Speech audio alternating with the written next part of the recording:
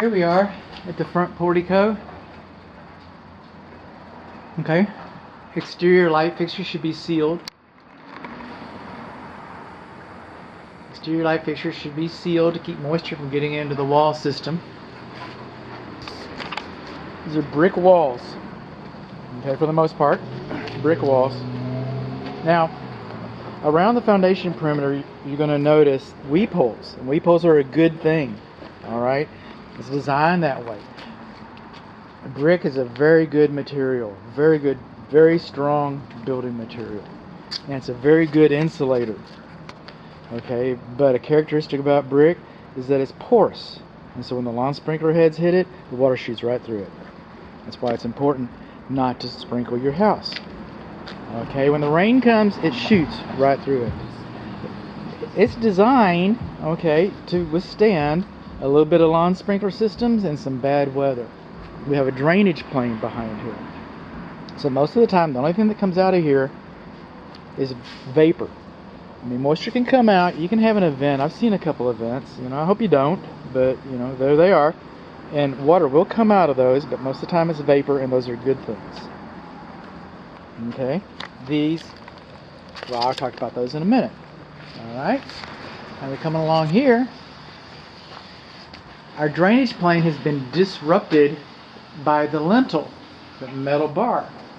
Okay, that metal bar is holding up the brickwork. Anytime you have a metal lintel holding up the brickwork, the lintel should have been painted to keep it from rusting. Because when it rusts, it expands, and when it expands, it cracks the brick. And we should have a weep hole above this lintel because we've upset the drainage plane right in here. We don't have that. Okay, moving on along. You see this discoloration right here? You know what that is? It's water's been running down here.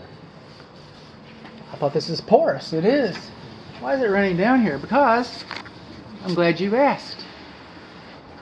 Our rain gutter butt end, there's supposed to be an inch gap where it meets the wall. And then, when the drainage plane comes down, okay, we should have kick-out flashing right there, kicking the water into the rain gutter. And then it goes down and around.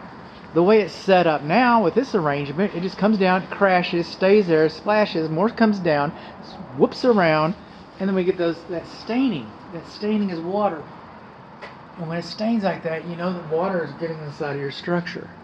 Again, we have a lintel, we don't have weep holes. Our garage car door casement is too close to the ground.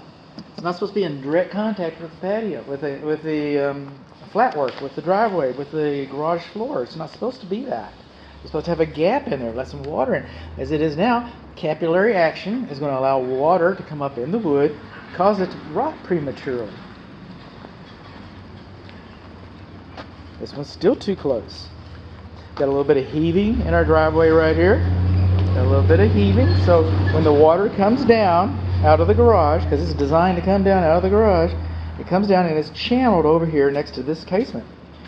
Now this casement's got the slightest little gap underneath it, but it's probably going to rot fat. Well, I don't know, it's kind of hard to tell. We've either got anything that comes out of the garage, the water migrating from what hits the garage door and everything.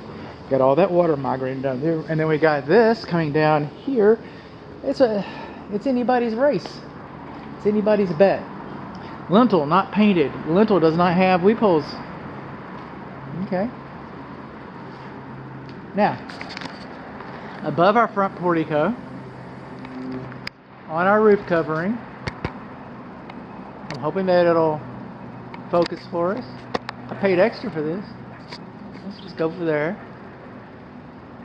Okay, at the top of the gable end, we got shingles, and then we have rake edge flashing, and then we got a fascia board. And you got a little key plate right there. But above the key plate, you see that hole?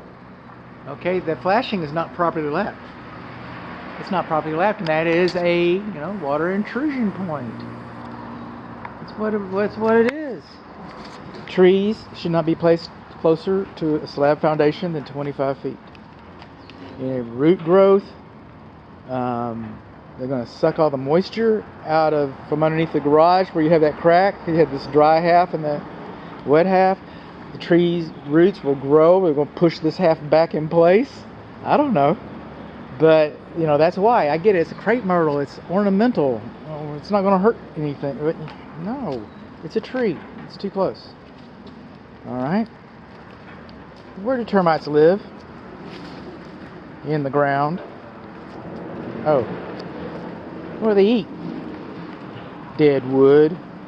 Oh. What's wood mulch? Dead wood on the ground next to your house. That's called a clue. It's called a clue. Moving on along, our screens are getting worse for wear. Mostly these screens to the garage and the screens on the west side of the living room, the great room, the great family room. Okay. Moving on along. I saw a torn one around here somewhere. This soil is too high. This soil is too high. Okay, right? It's not soil, it's mulch. I get it. So it's high soil mulch. Okay. Over here, underneath the shade, you got moss growing next to this transformers because the water's not draining. It's wet here. It's mud here. Okay. Now right here, what we have is called a shrinkage crack. And they've done a little bit of repair on this one, and then it came back. It came back right there. Okay. And that is not a foundation issue. That is not a foundation issue. It might be a brick issue where it holds some brick up. Okay. There's other things that I'm going to use to evaluate the foundation, but the shrinkage cracks, the corner pops, if you will, on the corners, they are non-issues. Non-issues. What they are is brick issues. If this pops out, that's what's holding your brick up. You know what else they are? Termite issues, wood mulch, slab cracks. This way, termites can enter the structure undetected. This will be noted as a deficiency on the wood destroying insect report.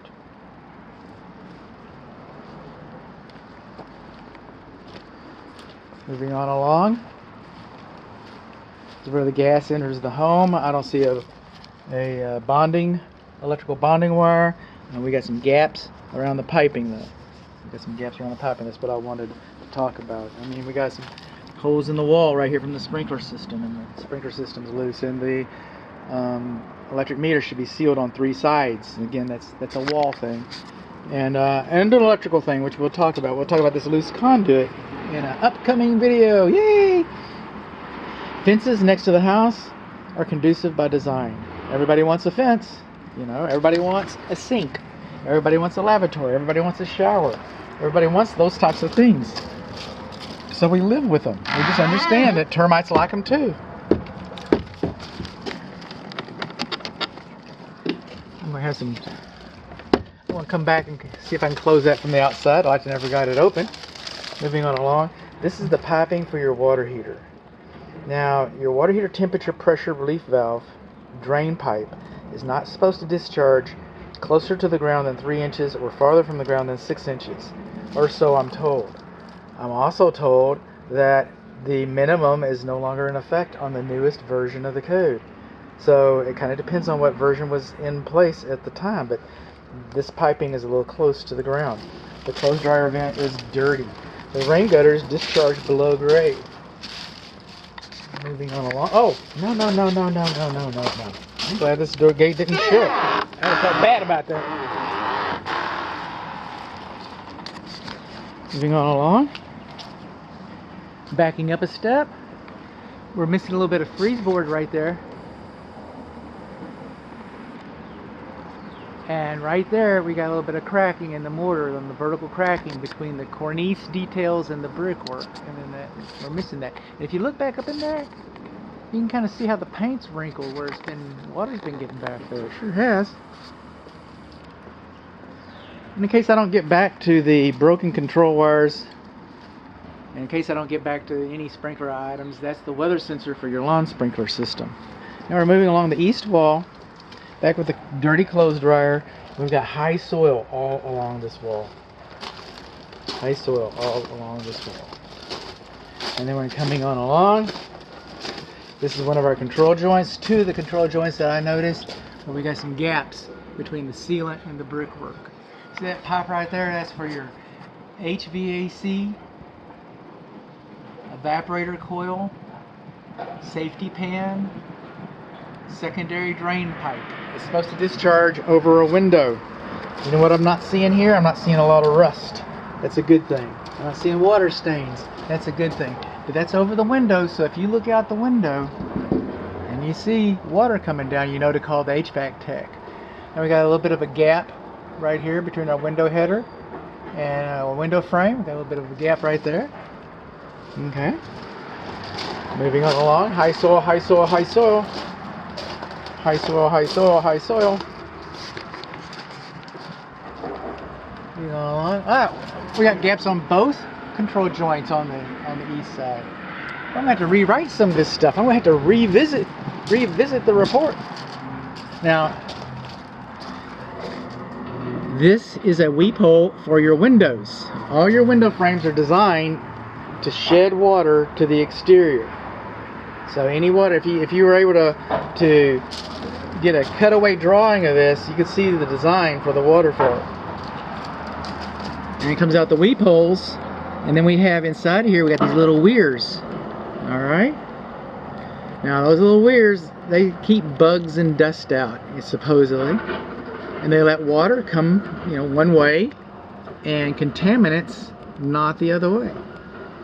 Except we get over here, and there's a little piece of wood in here or something. We should have brought it. Okay, but we do not have a weir there. Now you can buy a whole sack of these things, like for 12 bucks. You could buy 48 of them. So it's not an expensive product. But what has happened, and over here it's kind of tight, so I don't expect that so much. But what has happened, is I have noticed that when wind blows, it will cause the windows to whistle. And then, coming along here, and while we're at it, measure, level, this window frame, this window sill, no! Where did you come from? Move farther away. Level.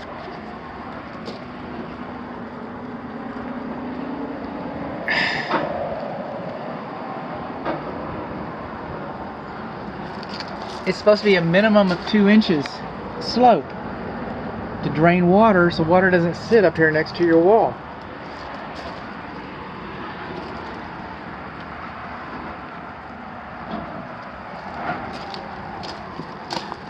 So just come along here.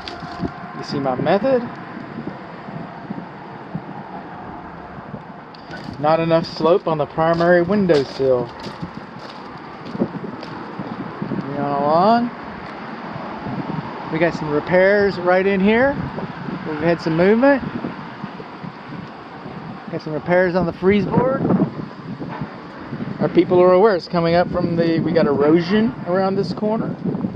And then see this tree root? Well, that's an elm, I think. Alright. You think that's going to move your house? I do. Think that has anything to do with the movement? I do.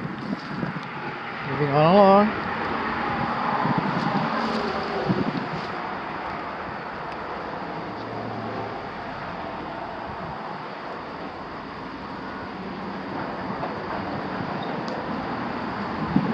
Water features are beyond the scope of this inspection.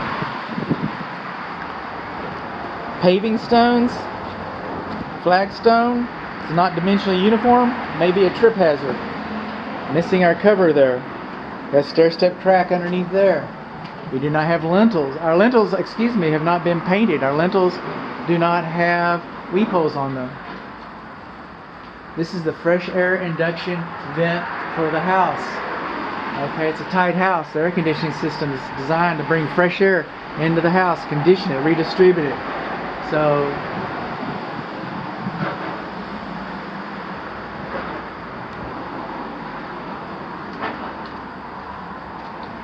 moving on along.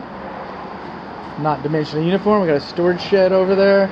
We're missing a couple screens over here. Worn screens over here. We got movement in this window.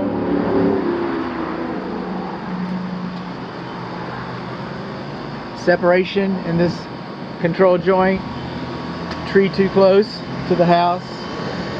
Whole video about this guy. Moving on along. Now we're coming over here. It's kind of swollen up right there, isn't it? Probably because the butt end wasn't sealed right, huh? Why's that sealed up like that? Why's that coming out like that? Moving on along. We do not have Z-bar flashing over our window frames. Now, we don't use Z-bar flashing when we have brickwork. When we come back and we have siding, then we use Z-bar flashing. And that's only going to swell up more. It's only a matter of time. Is it okay today? Yeah, it's okay today.